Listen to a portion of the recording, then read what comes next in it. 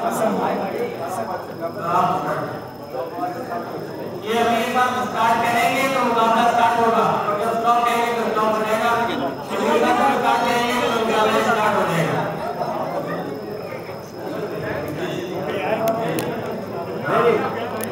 Ready ہو جائے، ساتھی تیار ہیں؟ ہاتھ باندھ کر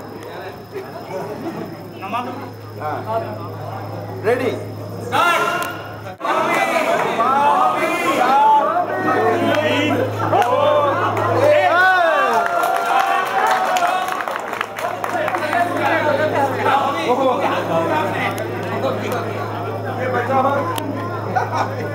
یہ بچا ہوا ہے ابھی ان کا نا، یہاں پہ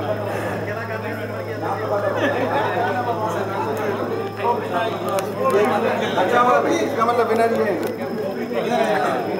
یہ بابی کے سامنے کوئی کھیل نہیں ہے، ونر آپ اوپر کریں گے، ادھر ہے لیکن بچا ہوا ہے، آدھا بچا ہوا ہے اس میں نا۔ یہ تجمل صاحب دوسرے نمبر پہ ہے دوسرے نمبر پہ اور بابی جو ہے پہلے نمبر پہ، ہم بابی کا پہلے انٹرویو کرتے ہیں۔